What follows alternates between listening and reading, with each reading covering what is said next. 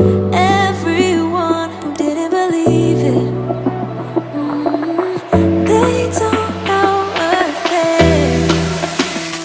I'm gonna try, gonna try, gonna try. Work till I die, till I die, till I die. I'm gonna fail and get up, cause I'm not giving up. What's up, y'all? Christie from Vaughn Family TV, and in today's video, I'm going to be sharing with you my experience having my colonoscopy done on yesterday. So today is Saturday, March 2nd, and I had my colonoscopy done on yesterday, March 1st. It was a follow-up from a one-year appointment, and it was very nerve-wracking. So if you've been following me for any period of time, you know that I have been super worried about my colonoscopy because I've been having some gastrointestinal issues. And I'm going to be honest, the issues increased within the week of. I went to see my gastroenterologist, Dr. Gregory Gibson, in Covington, Georgia. If you're interested, he's awesome. I went to see him in January, and I told him about my symptoms, and he didn't seem to be worried about them. So he scheduled me for March 1st, and probably a week before they really started being like bad. Now, I already have GERD. And some of the symptoms for GERD can be confused with acid reflux, GERD, hiatal hernia, stomach cancer. They all have the same symptoms.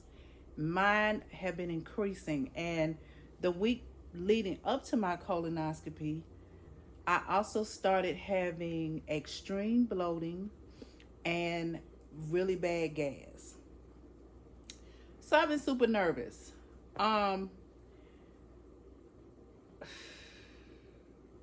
Let's backtrack. I had a gastric bypass in 2016, and I lost very little weight. I had a revision to my gastric bypass in 2019, and the weight just started falling off. Now, the little weight that I did lose, I lost maybe, 50 pounds, and I started gaining them back. So when I started creeping back towards, so when I hit 300 again, and my doctor could see me on Instagram and YouTube, I'm working out every day. I had a personal trainer. I'm eating right. I'm doing the right things, but I'm just not losing weight. He decided on a revision, and my insurance covered it. I had the revision, and I quickly started losing weight. And when you have abrupt weight loss, it could cause your gallbladder to go bad. Mine did. I started having this squeezing, especially at night. At night, when it was time for me to go to bed, or when I started relaxing and winding down, it just felt like somebody was hugging me really tight, just super tight, and it felt uncomfortable. And it wasn't really a pain, it was an uncomfortableness. And I would have to prop up on lots of pillows and basically sit in the position that I'm sitting now, recline in the position that I'm sitting now, just to be able to go to sleep at night. And I remember calling my doctor maybe a Monday, and I called the office at probably 8 o'clock, and they didn't come in until 8:30 because they called me 30 minutes later when they came in. I left a message on the voicemail. I said, "Hey, Dr. JP, this is Christie Vaughn, and I'm calling because I'm having some real uncomfortableness. It's not really pain, but it's a tight squeezing around my middle, especially at night, and I can't sleep unless I prop myself up." That's all I said. He called back and said, the nurse called back and said, "Dr. JP said he wants you to go have I think it's an ultrasound at the gallbladder place." So I went. I had been there before. They checked all of that out before I had my surgery, and I had to go back. And the tech that actually did my ultrasound, she was like, "Oh yeah, you've got gallbladder issues." And I said, "What does that mean?" She said, "Well, Dr. JP will have to confirm, but you definitely having some issues with your gallbladder." So Dr. JP called me back maybe an hour later, and he said, if you had gallstones, there was probably some medicine. You could probably get rid of it, da da da da da. But you have slush, and that's never gonna heal. There's nothing we're gonna be able to do about that. We need to just take your gallbladder. So that Wednesday, I went and had my gallbladder removed. Very nerve-wracking. It's one thing to want a surgery, ask for a surgery, plan a surgery, but to just be told, no, this is an emergency, we got to do it now, and it happened in a couple of days, was very nerve-wracking. But Dr. JP was awesome. Him being the doctor that he is, he normally, I don't see him in the operating room. He'll come to the room to say hello, ask me a few questions. I'll go to the surgery. They'll prep me. They put me to sleep. He comes in. He does his thing. I'll probably see him in recovery. But this last procedure, it's not the last one he did. He did an endoscopy on me later. I'll get to that. And I'm telling you all this to give you my history, so you understand what I've been going through. He was in the surgery room when I got in there. He asked me what my favorite music was. He turned on some R&B. It was blasting. We were laughing and talking, and he told the anesthesiologist she doesn't like to be told you're putting her to sleep. And we laughed and we talked, and he held my hand until I went to sleep. And that, to me, Dr. JP is amazing. The first time I went to see him, he knew things about me, personal things, like I'm a Jehovah's Witness. He respected the blood issue. He calmed my fears about that even being an issue at our first meeting without me asking. His whole staff, like he's a black doctor, and his staff is a mix of races, but his psychiatrist is actually in his office, moved out of her personal office into his office, and primarily works with his patients. She's a black doctor as well. His nurse practitioner is black. Now, everybody in his office, my exercise therapist is white. My nutritionist is white. But I'm saying this to say it's a good mix of people, and it makes me feel good to see my people doing good things for people, because they help people of all races to achieve their dreams of losing weight, and they do it all in-house. Everybody in his program, exercise therapist, nutritionist, nurse practitioner, all his nurses,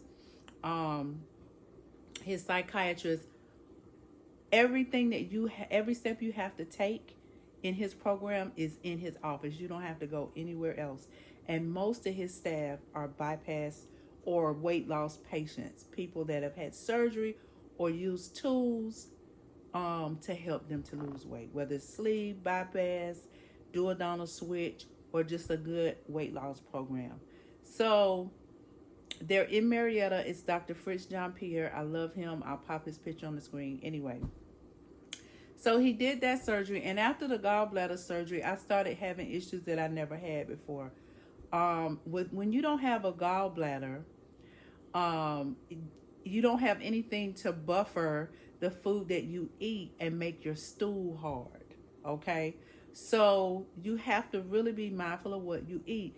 Even a piece of fried chicken turns to oil and comes out of you oily, because you don't have anything to buffer your food. You still produce bile, but you don't have that. Gallbladder is like a blocker that hardens your stool, etc. I'll put a better description on the screen, the medical description on the screen, but basically that's what a gallbladder does. And without it, the things that you eat can affect you, okay? And not to be too graphic, but a lot of times my stool is very runny and very oily, or it's just oil.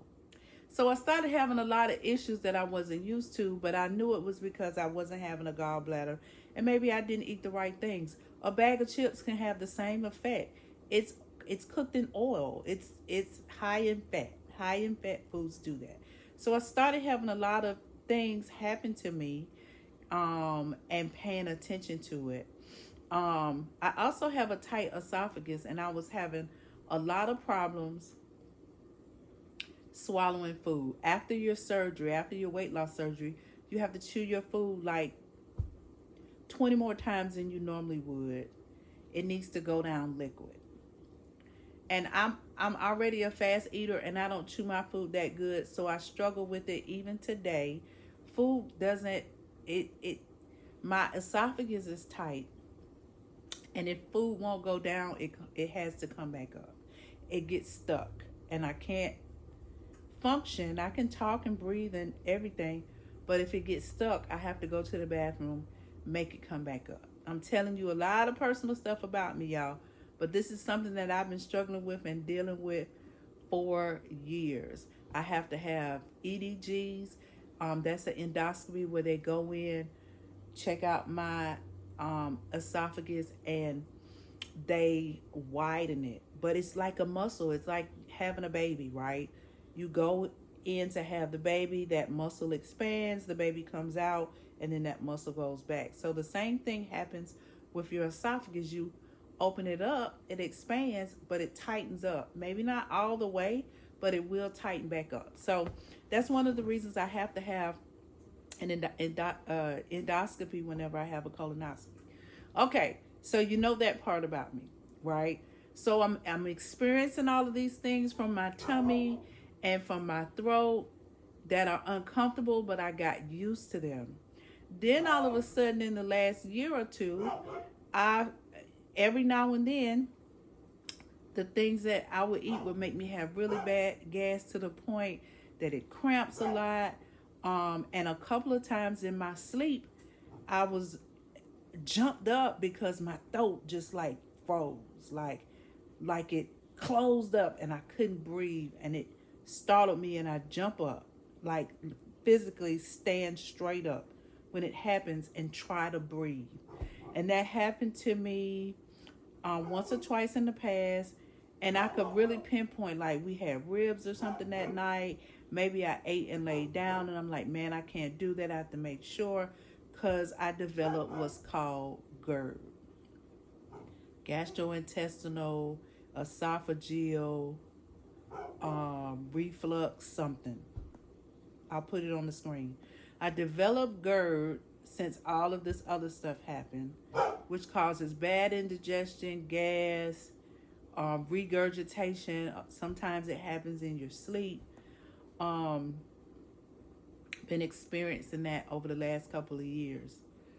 But I go to have my colonoscopy last year, my first one ever. And they didn't just say, oh, we found a polyp, it looks fine, but we'll send it to the lab to be sure. They said we found the actual paperwork said precancerous polyp, testing for malignancy or something. Scared me to death. No, it said precancerous tumor, and they were testing for to see if it was malignant, is what they said. So I'm a nervous wreck.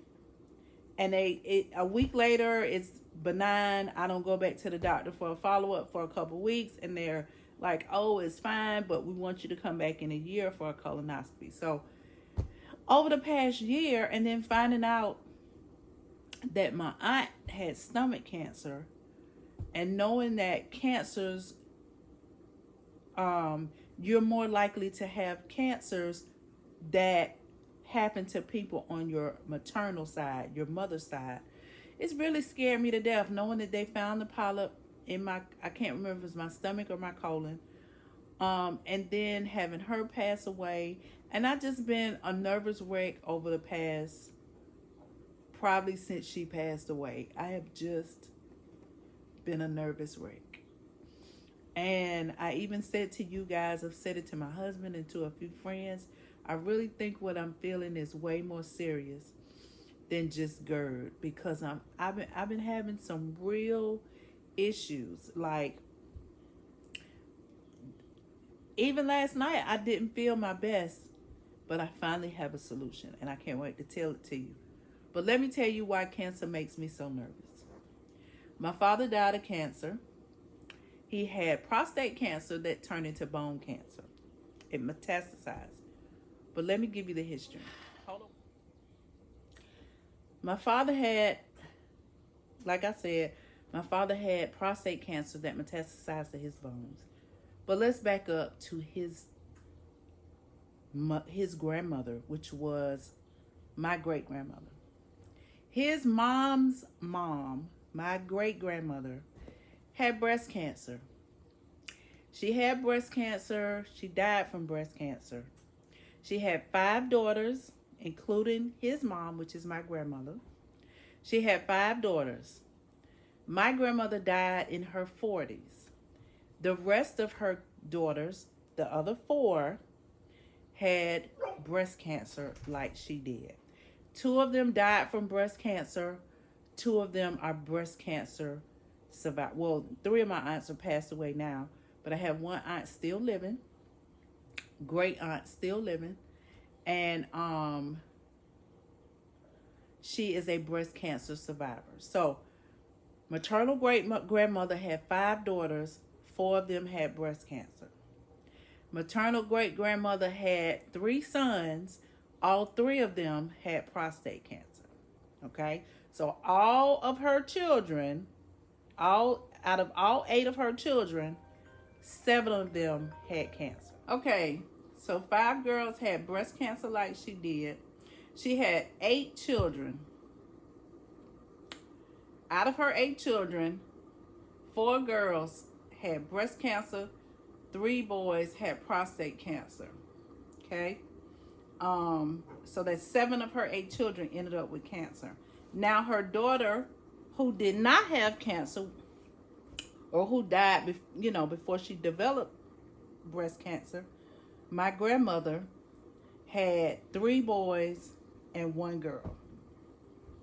I don't know the history of my aunts and uncles and their children, but my grandmother's children, out of her 3 boys, 1 of them developed prostate cancer, which was my father, and 1 of them developed breast cancer, which was my aunt Vivian, and she's a breast cancer survivor. So when my dad, and I didn't know any of this history,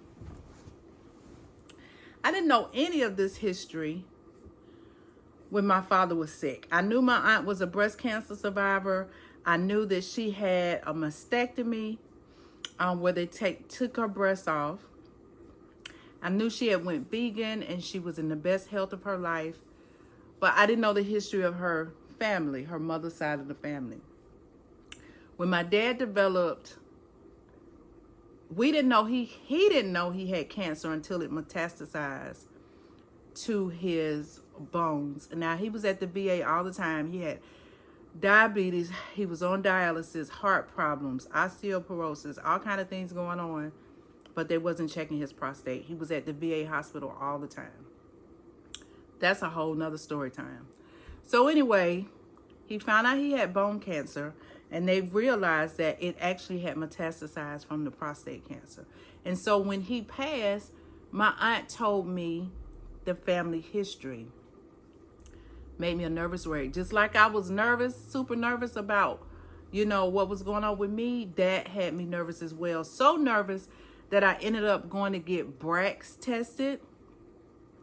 And come to find out, they couldn't find any significant genes that pointed towards me possibly having cancer in the future.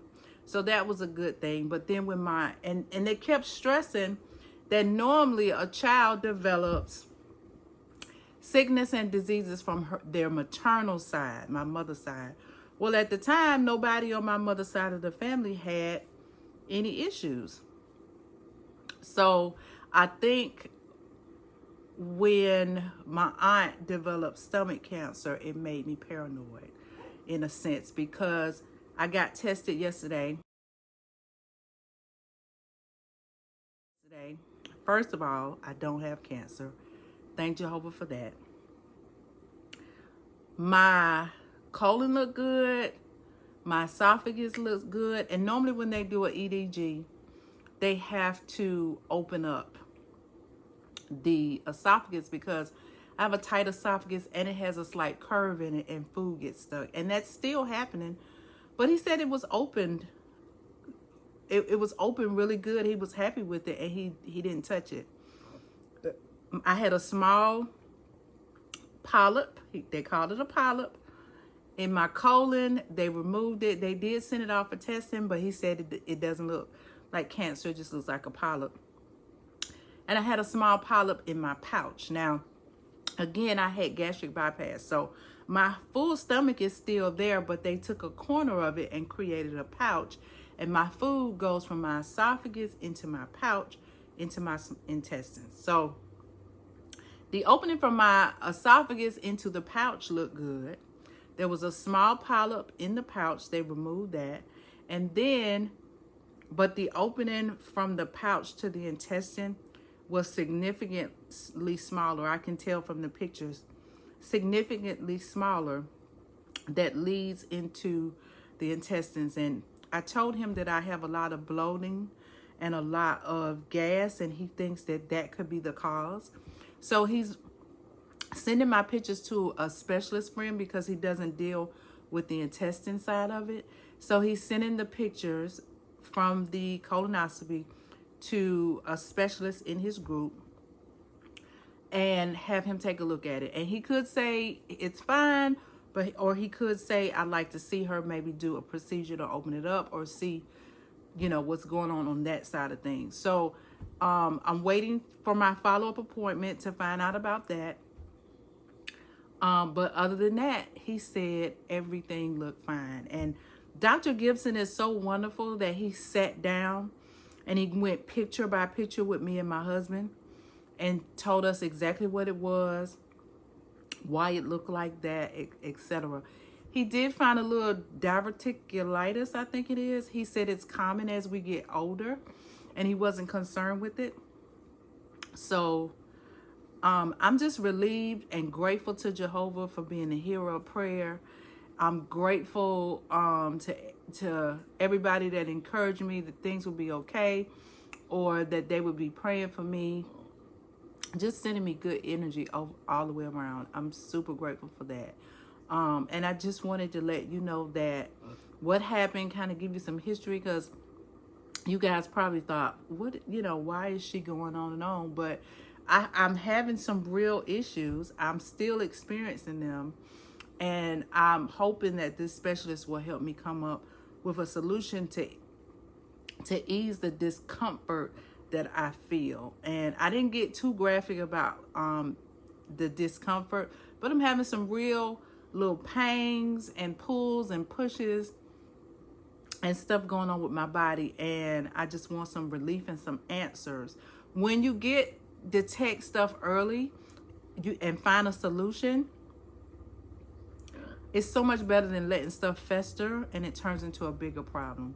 And it's so many things, so much going on in the world, and so many people developing things that they never developed at a young age, that I want to stay on top of everything that concerns me, everything.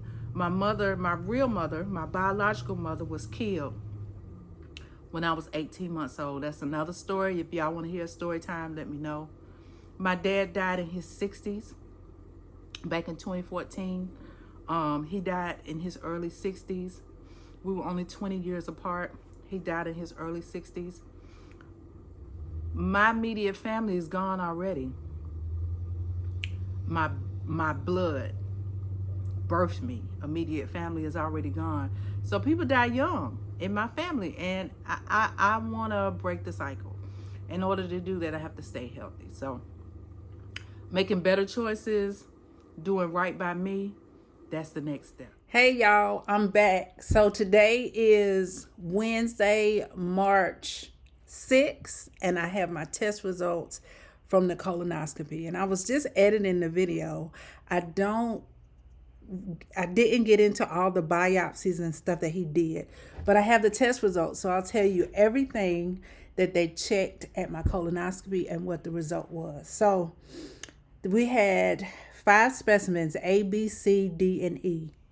Specimen A was my stomach. This is the body of my stomach, the inside. They did a biopsy. The test results show chronic gastritis in my stomach.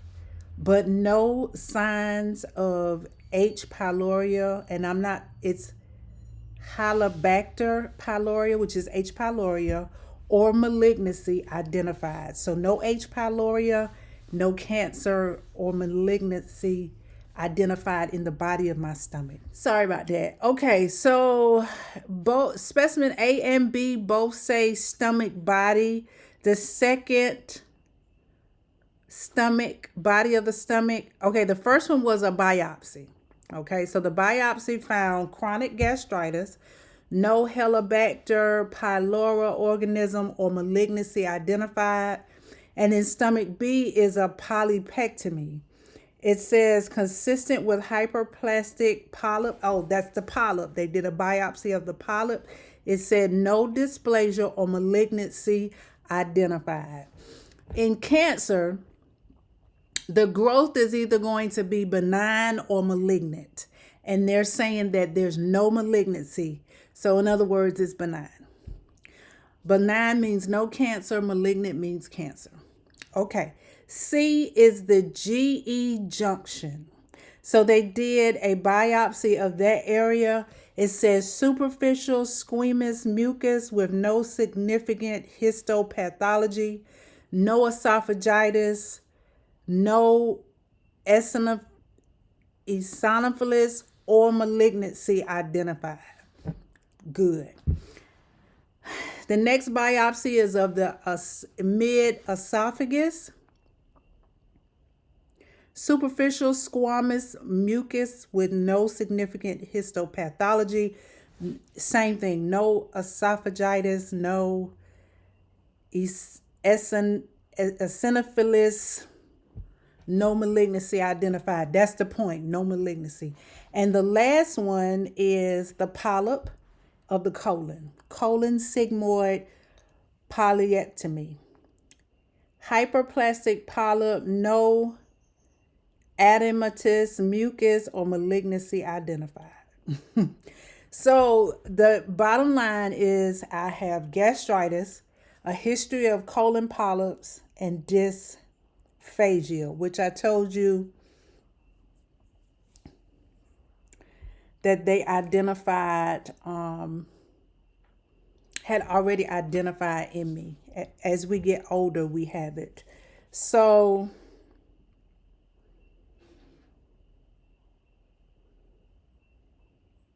microscopic examination performed and supports the diagnosis. All controls are appropriately reactive. Information is noted in the gastric mucosa, Helicobacter pylori. Microorganisms are not conspicuous by H&E stain. Thus, a GMC special stain was performed. So that was the biopsy. GMC stain for H. pylori is negative. The control stains are appropriate. So everything looks good. I'm super excited to see that the test results are what they are. The result status is final, so no more testing is needed. The only thing that I'm really waiting on now is for him to consult with the specialist regarding the opening from my pouch to my intestines to see if that needs to be enlarged. I haven't experienced the really bad bloating and gassiness that I was experiencing before, so I don't know if it was something I ate that week or what. But my husband and I are being really careful about what we eat. We have been eating like chicken and we had salmon and shrimp and chicken this week. Staying away from red meat. Staying away from a lot of starchy, fatty, processed stuff. So salads, and stuff like that. I was trying to think of what we've eaten this week. We had a baked salmon over a salad. One day we had fajitas, shrimp fajitas. Another day we had, and that's where I cooked the shrimp with a lot of onions and bell peppers in this fajita sauce and put them on the zero net carb fajitas thingies. So what do you call these anyway? I never know what to call these. But anyway, we're trying to eat better, do better. We did have grilled chicken and sausage on the grill on Monday. But we're just trying to do better. We're trying to not fry food, not eat high in fat things, processed things and stuff like that. We haven't bought any sodas. We do have grape, cran mango, and ruby red juices in the refrigerator, but we've been drinking a lot of water. And I already know when I go back to the doctor for my follow-up that he's going to talk about my diet. So I'm super ready for that, super excited, and super grateful for you all for putting up with my crazy, for praying for me, and just being with me on the journey. So I'm going to end the video here. Thanks so much for watching. See you in the next one. They don't